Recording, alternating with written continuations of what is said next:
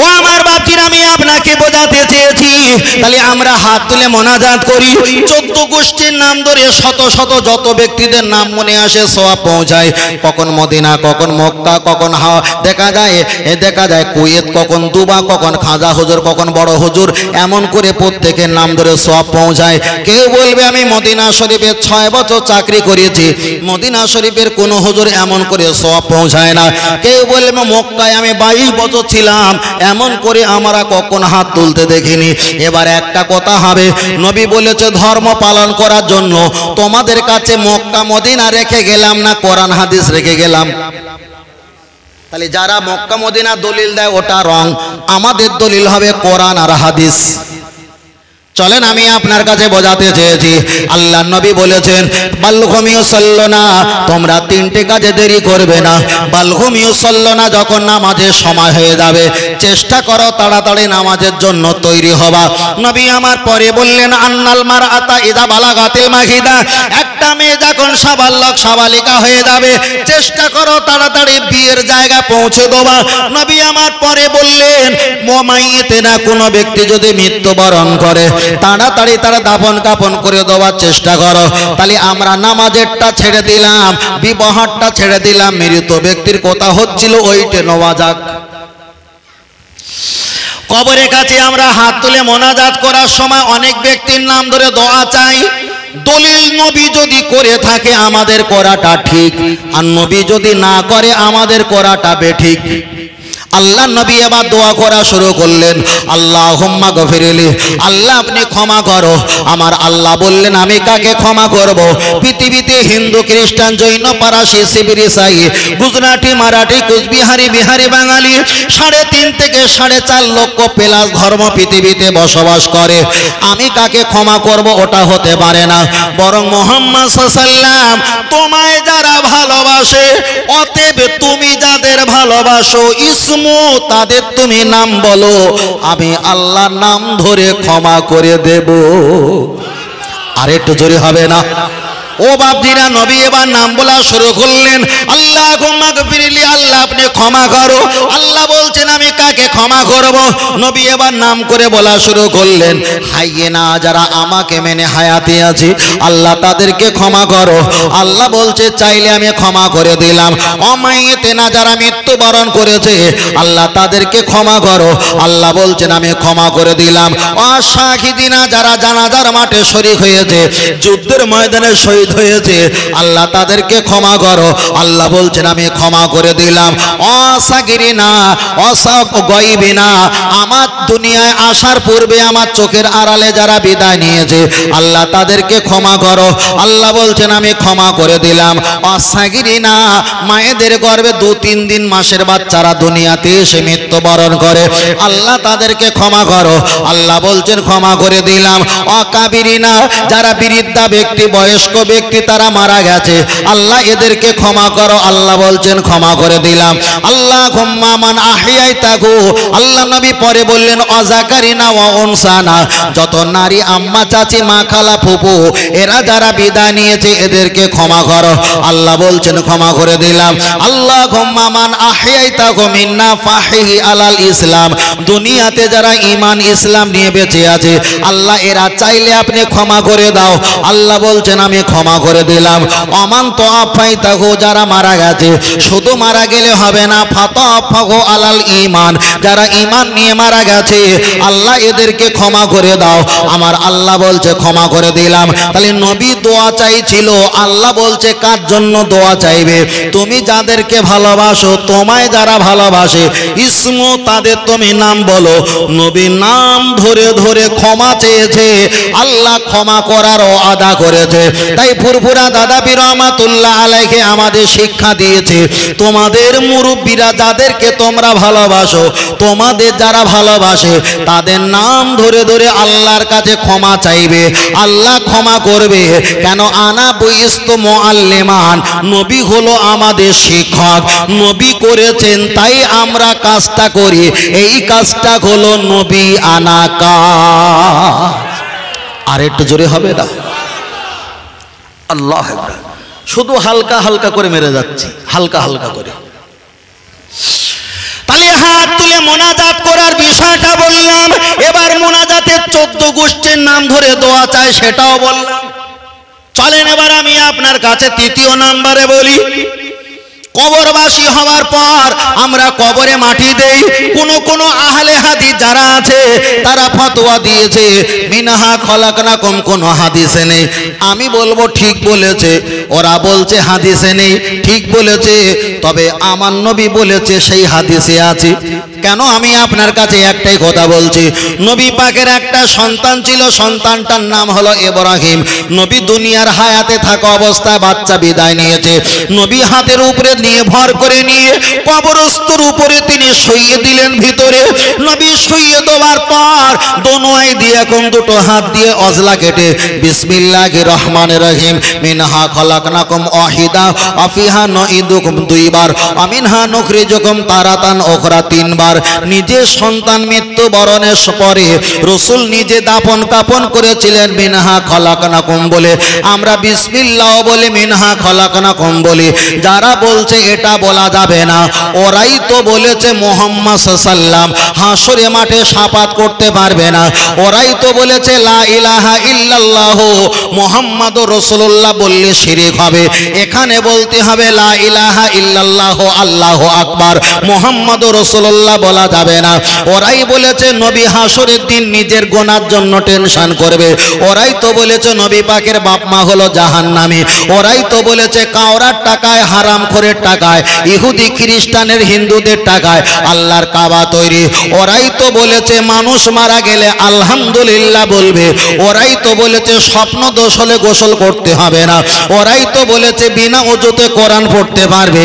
ওরাই তো বলেছে দুনিয়াতে লা ইলাহা ইল্লাল্লাহ বলবে, আর কিছু মানা লাগবে না। তাহলে তারাই যদি বলে বেরহমত, তারাই যদি বলে বিসমিল্লাহ বলে তোমরা মাটি দেবে, মিনহা খলাকনাকুম বলা যাবে না।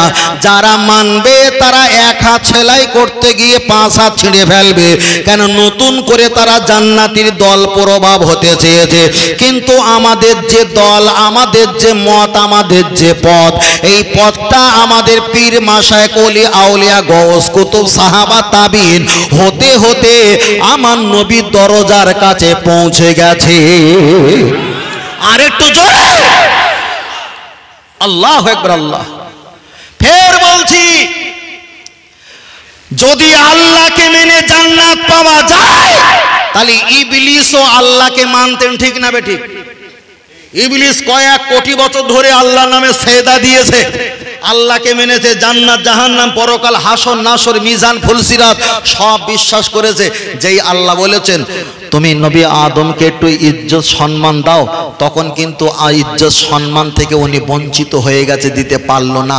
এত কিছু মানার পরেও নবী আদমকে সম্মান না দিতে গিয়ে তার সমস্ত ইবাদত হড়কে গেছে না যায়নি? তাহলে যারা হাজার ইবাদত করছে, চুল দাড়ি পেকে লাল করে একেবারে ডিজাইনের উপরে নকশা করেছে, এরাও হাজার ইবাদত করছে, বেরাহমাতেকা পড়ে আর মুহাম্মদুর রাসূলুল্লাহ পড়তে বলে তখন বলছে ও পড়া দরকার নেই। তাহলে এরাও হড়কে যাবে না শনি আর মঙ্গল? এমনি হড়কে যাবে।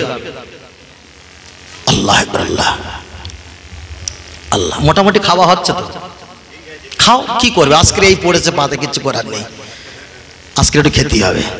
আবার ভিটামিনস হবে না, আমার পরে শুনো কোনি ভিটামিনস ভ্যালিগুড়ির পানি 1 লিটার দেবে, ক্যান্সার আলা রোগীকে খাওয়াবে, জীবনে রোগী মরবে না, রোগ জীবনে সারা, শুধু মাল বোতল বোতল বিক্রি হবে।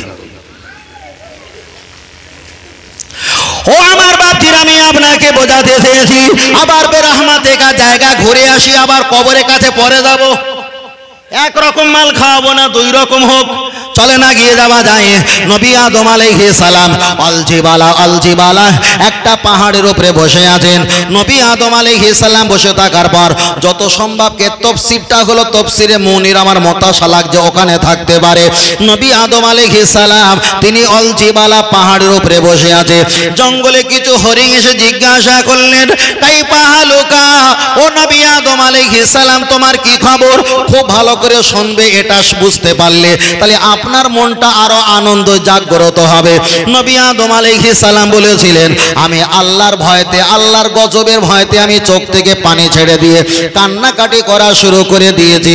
জঙ্গলের হরিণ বললেন, নবী আদম, তোমার দুঃখ কষ্ট দেখে আমাদেরও কষ্ট বেড়ে গেছে। ওনারাও কান্না শুরু করলেন। তাফসীরকারকেরা ব্যাখ্যা করেছে, নবী আদম কাঁদে, জঙ্গলে প্রাণী হরিণ তারাও কান্নাকাটি শুরু করেছে। ঘন্টা কি ঘন্টা বসেছে, নবীর কষ্টের ভাগেরা নিয়েছে, মাথা নিচু করে তাজিমের সঙ্গে আদবের সঙ্গে বসেছে। দীর্ঘক্ষণ বসে থাকার পর নবী আদম আলাইহিস সালাম বললেন, বাবা জঙ্গলে প্রাণী হরিণ, তোমরা নিষ্কক্ষ কামরা রুমে চলে যাও, তোমাদের সাথীরা পরিবাররা খোঁজাখুঁজি করবে। ওরা যখন চলে যাচ্ছিল, নবী আদম আলাইহিস সালাম জান্নাতি লাকড়ি পাতা মারিয়াম ফুল ওদেরকে দিয়েছে, ওরা চিবিয়ে চিবিয়ে খেয়েছে। জঙ্গলে যখন প্রবেশ করলো, ওদের জবান থেকে মুখ থেকে ঘেরান সুগন্ধ আর সুগন্ধ, হাড় বদন সমস্ত চেহারাটা নূরে ঝিকিমিকি ঝিকিমিকি করে। দোনো আরজুলাকুম, দুটো পায়ের তলায় একেবারে দেখা যায় এখানে কি মৃগো নাবি কস্তুরী আমার আল্লাহ দান করেছে। খুব ভালো করে খেয়াল করেন। দ্বিতীয় দল বংশ জিজ্ঞাসা করলো, ভাই তোমাদের এমন নিয়ামত কি করে হয়েছে? ওরা বলল, নবী আদমের কাছে গিয়েছিলাম, আমরা মহব্বত করেছিলাম, আমরা কেঁদেছিলাম, অনেকক্ষণ বসেছিলাম, কিন্তু চলে আসার সময় লাকড়ি পাতা মারিয়াম ফুল দিয়েছে, খেয়েছি, আল্লাহ কতই না নিয়ামত দান করেছে। ওরা বলল, আমাদের একটু লোকেশন ঠিকানা দাও। ওদেরকে ঠিকানা লোকেশন দিয়েছে। ওরা নবী আদমের কাছে গিয়ে বললেন, ও নবী আদম আলাইহিস সালাম, আমাদের সাথী ভাইদের লাকড়ি পাতা মারিয়াম ফুল দিয়েছিল, আমাদের একটু দাও। তাফসীরে ব্যাখ্যা এসেছে, ওদেরকে দিয়েছে, ওরাও চিবিয়ে চিবিয়ে খেয়েছে, কিন্তু জঙ্গলে প্রবেশ করার পূর্বে ওদের চেহারাটা কুত্তার ফেনা হয়ে গেছে। তার একটাই কারণ, আগে যারা এসেছিল এরা লাকড়ি পাতা মারিয়াম ফুল মাল নিতে আসেনি, খেতে আসেনি, নবীর কান্নায় কেঁদেছে, নবীর মহব্বতে বসেছে, নবীর কষ্টের ভাগ নিয়ে দুঃখ কষ্ট সমান সমান করেছে। মহব্বত করে যখন বিদায় নিয়ে চলে যাচ্ছিল, লাকড়ি পাতা মারিয়াম ফুল খাওয়ার বিনিময় নবীর মহব্বতের কারণে আল্লাহ নিয়ামতি দান করেছে। দ্বিতীয় দল যারা এসেছিল, এরা নবীর মহব্বতের জন্য আসেনি, এরা শুধু ভাও মাল নেবার জন্য লাইন দিয়ে চলে এসেছিল। এরা কিন্তু কিছু পেল না, কুত্তার মতো চেহারা নিয়ে বাড়ি চলে গেল। যারাই বারবার বলে বেরহমাতিকা ইয়া আরহামার রাহিমিন, আল্লাহ তুমি মাল দাও, আল্লাহ তুমি বরকত দাও, আল্লাহ তুমি রহমত দাও, এরা শুধু মাল নেবার ধান্দা।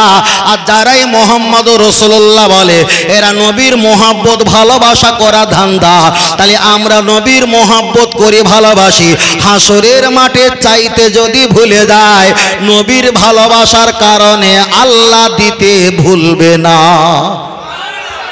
আর একটু জোরে হবে না?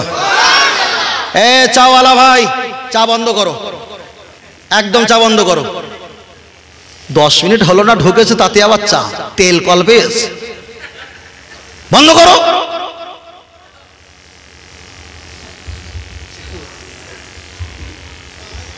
আল্লাহ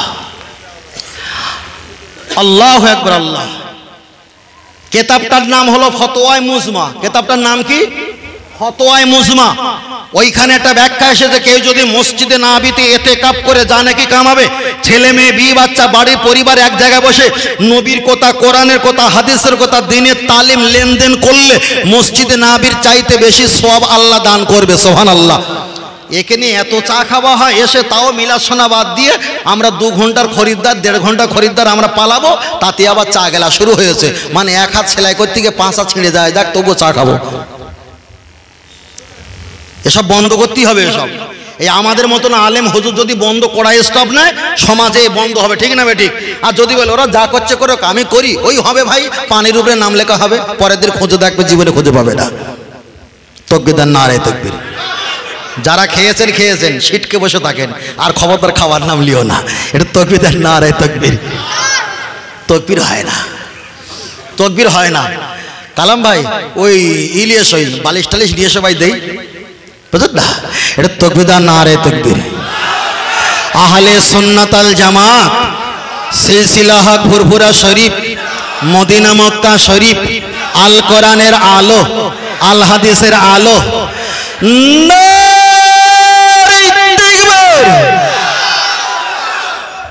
পিছনে যারা চা খেয়েছে ওদের তো জোরে হওয়া দরকার।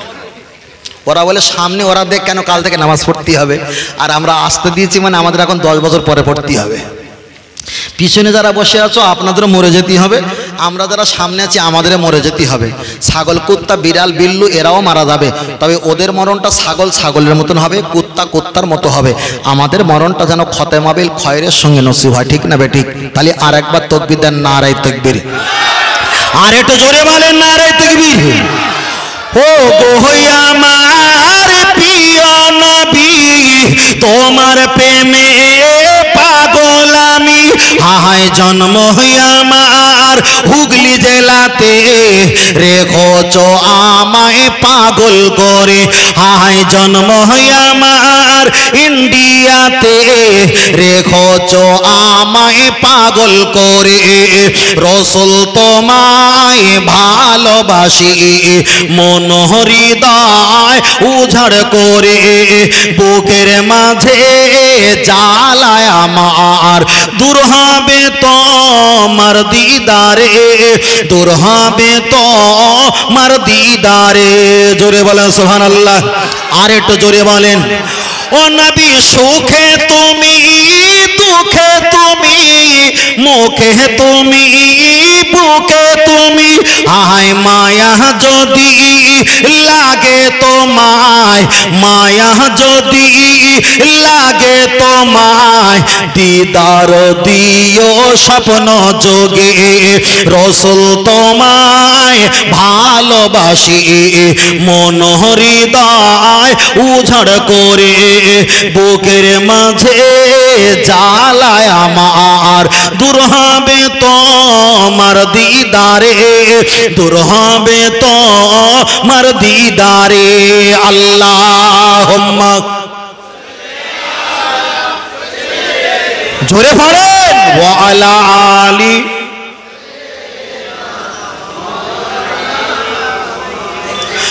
সাল্লাল্লাহু আলাইহি ওয়াসাল্লাম। আমরা নবীর নাম শুনে একটু চুম্বন খাই না? খাই না? কথা বলে না। পিছনের ভাইয়ের কি হয়েছে, কি কথা বলেন না কেন?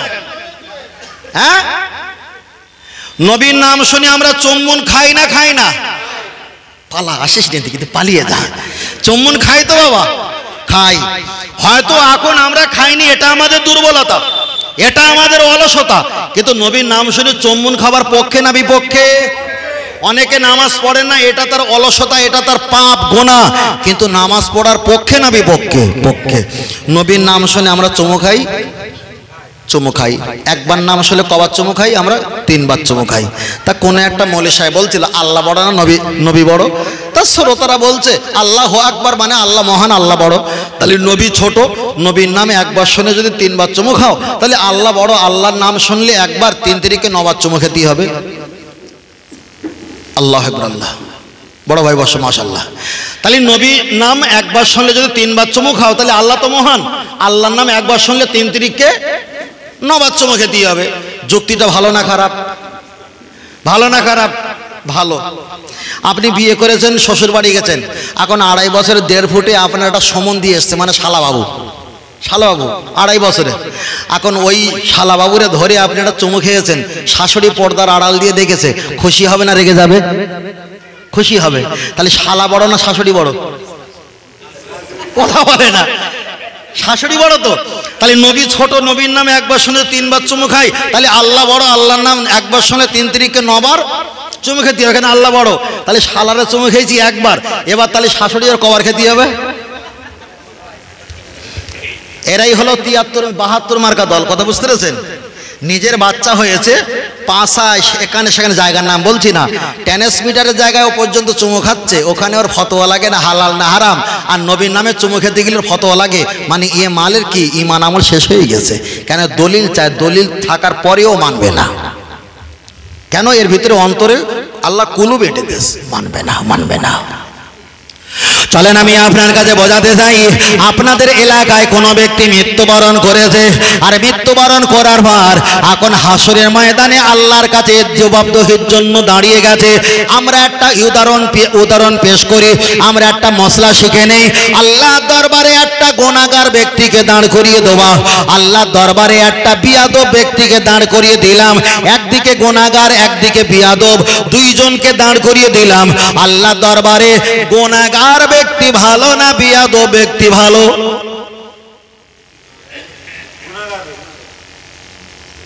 গুনাহগার ব্যক্তি। ও বিষ্ণের চোখ করে আছে, দেখ বলে হুজুর পয়সা লাইটে, উনি বলে আল্লাহ। আল্লাহ দরবারে যদি গুনাহগার ব্যক্তিকে হাজির করিয়ে দেওয়া হয়, আবার যদি বিয়াদব ব্যক্তিকে হাজির করিয়ে দেওয়া হয়, বিয়াদব ব্যক্তি আল্লাহর কাছে ভালো না গুনাহগার ব্যক্তি আল্লাহর কাছে ভালো? একটাবার আগিয়ে যাওয়া যাক। আমার আল্লাহ কোরআন শরীফে জানিয়েছেন, ও আমার বান্দা জেনে রেখে দাও, তোমরা যতই বড় গুনাহগার হও না কেন, লা তাকনাতু মির রাহমাতিল্লাহ, আমার জান্নাত থেকে তোমরা পালিয়ে যাবে না, জান্নাতের আশা করবে। ওটাই তো গুনাহগারের জন্যই আল্লাহ বলেছে।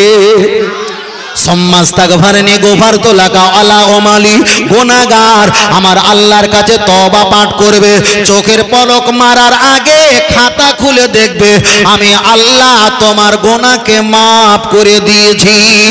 এ গুনাহগার আসজুদু লিল্লাহ, তুমি সিজদা গিয়ে চোখের পানি ছেড়ে দিয়ে আমি আল্লাহ আমার কাছে কাঁদবে, আমি আল্লাহ গফুর গফফার গুনাহকে মাফ করে দেব। আমার হাবিবের ওসিলা নিয়ে দোয়া চাইবে, গুনাহকে মাফ করে দেব। রাতের অন্ধকারে ইয়া রাফি ইয়া দাইহে, দুটো হাত তুলে দোয়া চাইবে, আমি আল্লাহ গুনাহ মাফ করে দেব। গুনাহগারের জন্য আমার আপনার নবী, আমার আল্লাহর কোরআন জানিয়েছে, ওয়ালা ফাকরুস ফিহি, এ বিয়াদব মার্কা এখানে এসো, তোমার কোনো জায়গা নাই, জায়গা নাই, জায়গা নাই। তার কারণ হলো ইবলিস আল্লাহকে মেনেছে, নবীকে সঙ্গে অপমান করে বড় বিয়াদবি করেছে। আল্লাহ যদি গুনাহগারের ক্ষমা করে, বিয়াদবের যদি ক্ষমা করত, তাহলে ইবলিসকে আমার আল্লাহ ক্ষমা করত। আপনি নামাজ পড়েন না গুনাহগার, হজ করেন না গুনাহগার, যাকাত দেন না গুনাহগার, গুনার কাজ করে গুনাহগার, তোমার জন্য আমার আল্লাহ দরবার খোলা খোলা। তবে যারা নবীর সঙ্গে বিয়াদবি গাদ্দারি করেছে, কপাল কালো করলে তোমার ইবাদত আল্লাহ দরবারে কবুল হবে না। তার কারণ হলো আপনি দোয়া চাইছেন বিরহমাতিকা ইয়া আরহামার রাহিমিন, আল্লাহ তুমি রহমত দাও। আমার আল্লাহ বললে, ওরে বিয়াদবের বাচ্চা, আমি আল্লাহ রহমতের মালিক, ওমা আরসালনাকা ইল্লা রাহমাতাল লিল আলামিন, রহমত আলা হলো তোদের নবী। আর একটু জোরে আল্লাহর কাছে রহমত চাচ্ছে, আল্লাহ রহমত দাও। কিন্তু রহমতওয়ালা কি আমার আপনার নবী? একবারও রহমতওয়ালার কাছে আসেনি। যদি না আসলে ওটা যদি আল্লাহ ক্ষমা করে, তাহলে নবী আদম রহমতের মালিকের কাছে গিয়েছিল, রহমতওয়ালার কাছে যায়নি। শেষ বেশে আসতে হয়েছিল না হয়নি? হয়েছিল তো, হয়েছিল। তাহলে আমরা বেরহমাতে কারো পক্ষে, কলেমা শরীফের পক্ষে। তবে কলেমা শরীফটা সবার ঊর্ধ্বে, কেন সবচাইতে বড় জিকির, কথা ঠিক না ঠিক? তাহলে আর একবার তাকবীর হবে তো? ওই দেখো তাকবীর দিল, সুবহানাল্লাহ। কোথায় কি হচ্ছে কোনো ঠিক ঠিকানা নেই, সব উল্টো পাল্টা হয়ে যাচ্ছে, বুঝলেন না? একটা কথা বলি শোনো, আবেগে হয়ে গেছে, ওটা হবে, ওটা হবে। আয়াতটা খেয়াল আসছে না, আয়াতটা খেয়াল আসছে না। নবী আমার বলেছেন, ও সাহাবীরা তুমি কি করবে? হুজুর আমি জান্নাতে যাব। তুমি জান্নাতে যাবে? কতটা নামাজ পড়ো? হুজুর বেশি নামাজ পড়তে পারিনি। কতটা রোজা রাখো? হুজুর বেশি রোজা রাখতে পারিনি। কতটা যাকাত দাও? হুজুর বেশি যাকাত দিতে পারিনি।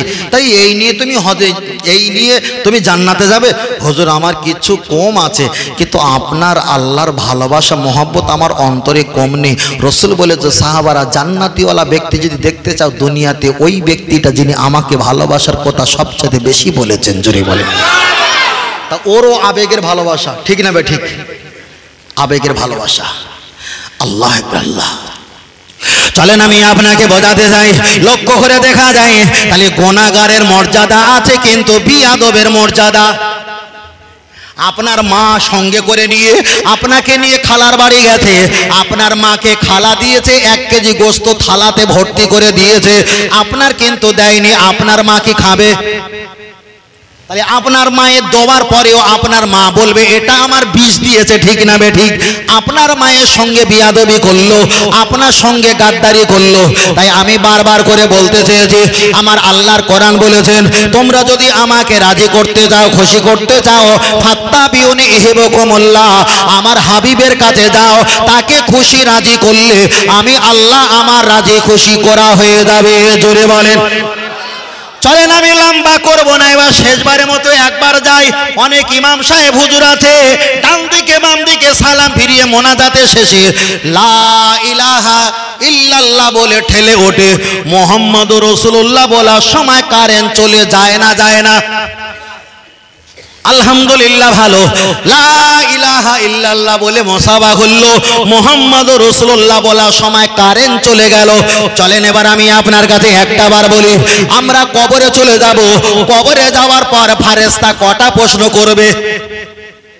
কে বলেছেন খমসা 5টা, কে বলেছেন রোবা 4টে, কে বলেছেন 3টে, তবে বেশি মত হলো 3টে, আমি 3টে ধরে নিলাম। কবরে প্রথম জিজ্ঞাসা করবে মা রব্বুকা, তোমার রবকে আমরা কি বলবো? আল্লাহ। কবরে যখন আল্লাহ বলবো, আল্লাহর আগে পরে এমন শক্তি ব্যক্তি আর কেউ আছে কি?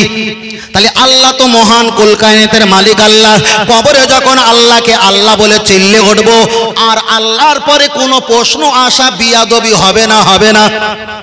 বিয়াদবি তো হবে, কিন্তু এখানে ব্যাখ্যা দিয়েছে কবরে জিজ্ঞাসা করবে মা রব্বুকা, তোমার রবকে। আপনি যদি বলেন আল্লাহ, আল্লাহ আপনাকে জান্নাত দেবে না। হিন্দু, খ্রিস্টান, জৈন, পারাসি, শিব, রিসাই, গুজরাটি, মারাঠি, কুচবিহারি, বিহারি, বাঙালি, পৃথিবীর কোটি কোটি ব্যক্তি তারাও আল্লাহকে আল্লাহ বলে মানে। তাহলে আপনি যদি জান্নাতে যাও, তাহলে ওই হারামখোর ব্যক্তি তারাও তো জান্নাতে যাবে। আল্লাহ তো এত কাঁচা কাজ করবে না। আল্লাহর পরে আর একটা প্রশ্ন আসবে, অমা দিনুকা, অমা দিনুকা, তোমার দিন কি? আপনি বলবেন ইন্না দিনা ইনদাল্লাহিল ইসলাম, আল্লাহর মনোনীত ধর্ম হলো ইসলাম ধর্ম। তাহলে ধর্মের কথা কবরে বলার পর জান্নাত পাবে না? পাবে না? জান্নাত পাবে না। অনেকে ধর্ম পালন করে, লা ইলাহা ইল্লাল্লাহ বলে ঠেলে ওঠে, কিন্তু মুহাম্মাদুর রাসূলুল্লাহ বলে না। তাহলে আল্লাহকে আল্লাহ বলে জান্নাত পেলেন না, দিনকে দিন স্বীকার করার পর জান্নাত পেলেন না। ফাইনাল পরীক্ষা প্রথমে হয় না শেষে হয়? প্রথমে যা ছিল ওগুলো টেস্ট পরীক্ষা, আদুরে বাদুরে মাথা ফোটা কপাল বাটা সব উত্তর দেবে, কাজ হবে না। ইবলিসও বলবে আমার রব তুমি আল্লাহ, ওতে কাজ হবে না। ইবলিসের কাছে নবী ছিল না, ওটাই হলো ফাইনাল পরীক্ষা। কবরে জিজ্ঞাসা করবে অমান নবিয়ুকা, তোমার নবীকে? যারা বেরহমাতেকা বলে চিল্লেছে, লা ইলাহা ইল্লাল্লাহ বলে ঠেলে উঠেছে, মুহাম্মাদুর রাসূলুল্লাহ বাদ দিয়েছে, ওরাই তো ফাইনাল পরীক্ষায় শেষ। কিন্তু আমরা তো সব বলি, কিন্তু মুহাম্মাদুর রাসূলুল্লাহ বলতে ভুলি না। আপনি যদি কবরের ভিতরে বলতে পারেন ওমা কুনতা তাকুনু ফি হাক্কি হাজার রাজুল হাজা মুহাম্মাদুর রাসূলুল্লাহ, উনি তো আমার নবী, তাহলে আপনি ফাইনাল পরীক্ষায় পাস। আল্লাহর নামে সওয়ালের জবাবটা রাইট চিহ্ন উঠবে, দিনের নামে জবাবটা রাইট চিহ্ন উঠবে। কেন? তুমি নবীকে চিনে ফাইনাল পরীক্ষায় পাস করেছো। আর একটু জোরে। তাহলে আমরা নবীকে চাই কি চাই না? ফের বলছি, ঈমান থাকলে আমল অলরেডি হয়ে যাবে, কিন্তু আমল থাকলে ঈমান যদি না থাকে কোনো কাজ হবে না। নবী যদি থাকে নামাজ আসবে, টুপি আসবে, দাড়ি আসবে, জুব্বা আসবে, হজ আসবে, ওমরা আসবে। নবী যদি থাকে আল্লাহও আসবে, ঠিক না বেঠিক?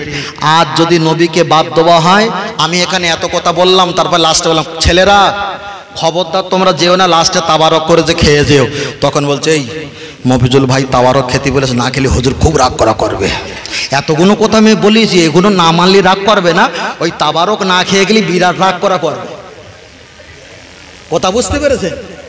হ্যাঁ, তাই বারবার করে বলছি, আমরা যতই কথা বলি, যতই চলি, যা করি, আল্লাহকে চিনিয়েছে নবী, জান্নাত চিনিয়েছে নবী, দুনিয়াতে আসার ওসিলা হলো নবী, চন্দ্র সূর্য ওসিলা হলো আমার নবী, আমরা যে এখানে বসেছি এটাও হলো আমার নবী, কবরেও নবী, হাসরেও নবী, জান্নাতেও আমার নবী। নবী হলো আল্লাহ পাকের নিয়ামত। আল্লাহ যাতে রাজি, আমার নবী যাতে রাজি, আমার আল্লাহও তাতে রাজি। জোরে বলেন সুবহানাল্লাহ। আর একটু জোরে হবে না?